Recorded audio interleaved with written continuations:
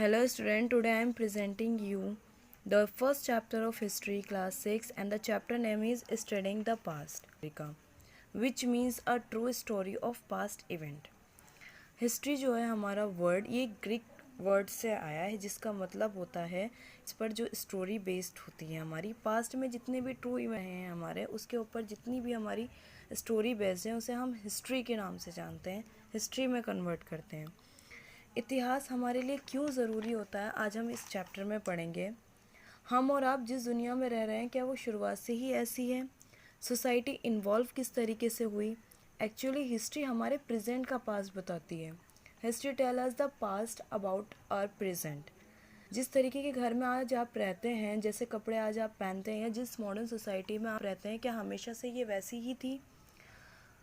तो आज हम इस चैप्टर में पढ़ेंगे वाई स्टडी ऑफ हिस्ट्री। इतिहास के बारे में हम क्यों पढ़ते हैं।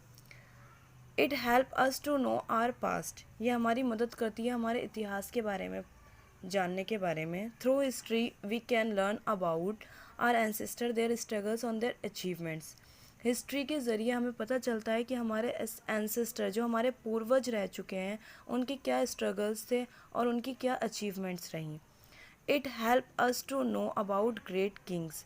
ये हमारे ग्रेट किंग्स के बारे में बताती हैं, जितने भी हमारे ग्रेट किंग रह चुके हैं जैसे कि अशोका द ग्रेट, उनके बारे में बताती हैं, हमारे हीरोज़ के बारे में बताती हैं, as well as ordinary peoples. उस टाइम पर आम लोग अपनी ज़िंदगी कैसे व्यतीत करते थे इस बारे में भी हमें हिस्ट्री से पता चलता है। It provides a knowledge of process of evolutions of man civilisation and culture. Man civilisation के बारे में और कल्चर सिविलाइजेशन के बारे में भी हमें हिस्ट्री से पता चलता है कि किस तरीके से मैन सिविलाइजेशन हुआ और कल्चर का सिविलाइजेशन हुआ। The study of history help us in building a new world. History के बारे में पता लगाना और हिस्ट्री के बारे में पढ़ना हमें नए वर्ल्ड को क्रिएट करने में या डेवलपमेंट क्रिएट करने में हमें बहुत ज़्यादा हेल्प करता है। Time frame in history. The earlier period of human history is known as the prehistorical period for which no written record is available. Prehistorical period का हमारे पास कोई भी रिटर्न रिकॉर्ड अवेलेबल नहीं है। हमारे कुछ मॉन्यूमेंट्स हैं जैसे कि साउथ इंडिया में बहुत सारे टेम्पल्स हैं, उनके बारे में कुछ ऐसा रिकॉर्ड नहीं है, रिटर्न रिकॉर्ड नहीं है हमारे पास लिखा हुआ। इसलिए हम बहुत श्योरली तो नहीं कह सकते, लेकिन उससे रिलेटेड जो मॉन्यूमेंट्स होते हैं उनको देखकर हम पता लगा सकते हैं कि उस टाइम का कल्चर किस तरीके से रहा, लोगों की शुरुआत कैसे हुई। The historical period divided into 3 broad period. Historical जो पीरियड थे वो 3 ब्रॉड पीरियड में डिवाइडेड हुए हैं। फर्स्ट इज़ एंशियंट पीरियड, प्राचीन काल।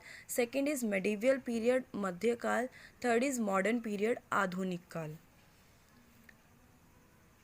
Dates in history.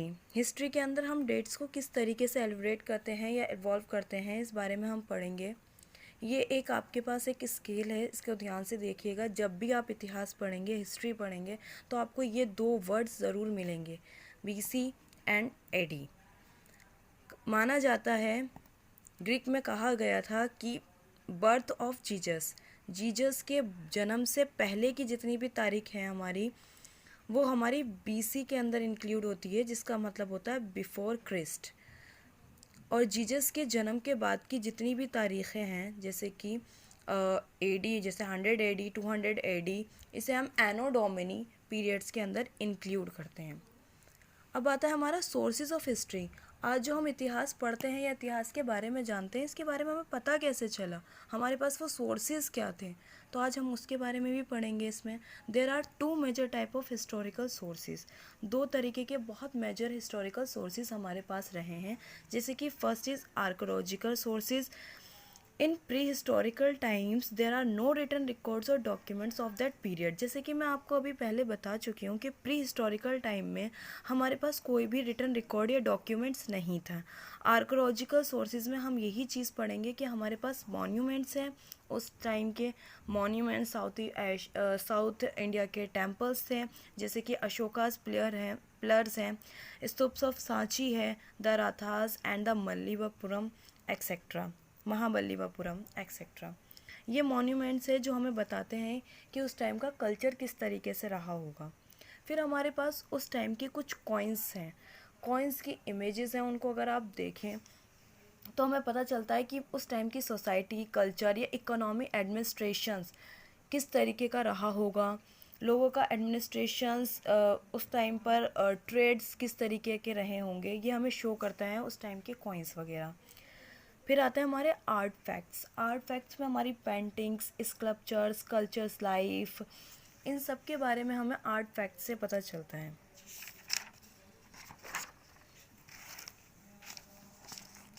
सेकंड है लिटरेरी सोर्सेज। लिटरेरी सोर्सेज के अंदर हमारे पास है रिलीजियस लिटरेचर। हिस्ट्री के बारे में जब हम पता करते हैं तो उसमें बहुत सारी, हमने अभी आपको बताया कि दो ही मेन सोर्सेज होते हैं, first is archaeological and second is literary sources.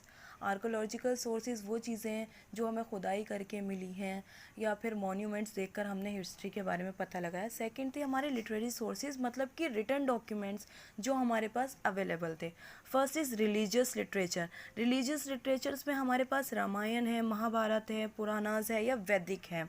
जो रिलीजन से लिटरेचर, रिलीजन से रिलेटेड हमारे पास जितनी भी रिटन डॉक्यूमेंट्स या रिटन बुक्स हैं जो हमें बताती है कि हमारे पास्ट में किस तरीके का रिलीजन रहा और कैसे उसमें डेवलपमेंट आया और किस किस